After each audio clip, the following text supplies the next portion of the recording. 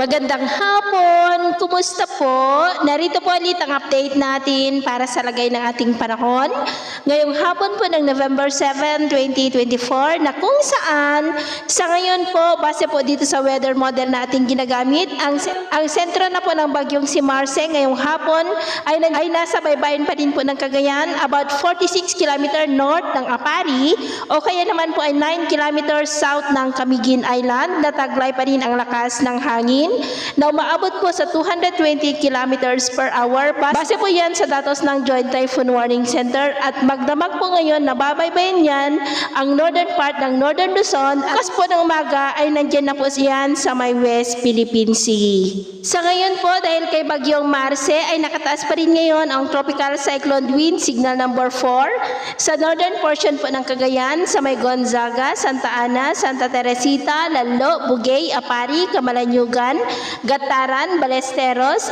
Alakapan, Abulug, Pamplona, Sanchez Mira, Claveria, Santa Praxedes, Lasam, kasama na pong Babuyan Islands, the northern portion po ng Apayao, sa may Santa Marcela, Luna, Flora, Kalanasan, Pudtol,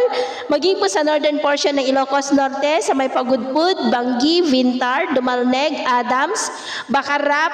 Pasukin at Burgos. Signal number 3 po sa may Batanes, the rest of Cagayan, the rest of Apayao, nalalabing bahagi ng Ilocos Norte, northern portion ng Abra, sa may Tineg, Danglas, Lagayan, Lacub, San Juan, La Paz, Banguet, maging po sa northern portion ng Ilocos Sur, sa may Sinait, Cabugao, San Juan, Magsingal at Santo Domingo. Signal number 2 sa northern and central portions po ng Isabela, sa may San Pablo, Santa Maria, Divilacan, Tumawini, Maconacon, Cabagan, Santo Tomas, Quezon, Palanan, Ilagan City, Malig, Delfin Albano, Quirino, San Mariano, Gamu, Rojas, Nagilian, Burgos,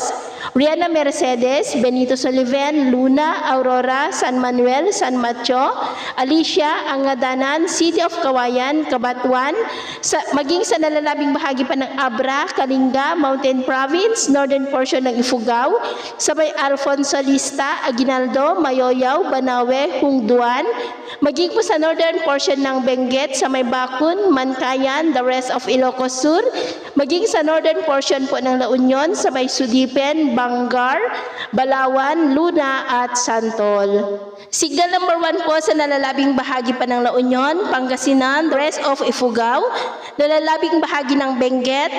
the rest of Isabela, Quirino, Nueva Vizcaya, northern and central portions po ng Aurora, sa may Dilasag, Kasiguran, Dinalungan, Dipakulaw, Maria Aurora, Baler, northern portion ng Nueva Ecija, sa may Karanglan, maging sa northern portion po ng Zambales, sa may Santa Cruz at Candelaria. Kaya mag-ingat pa rin tayo sa mga banta po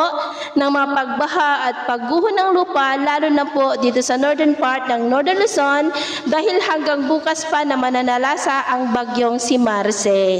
At sa atin naman pong mga baybayin,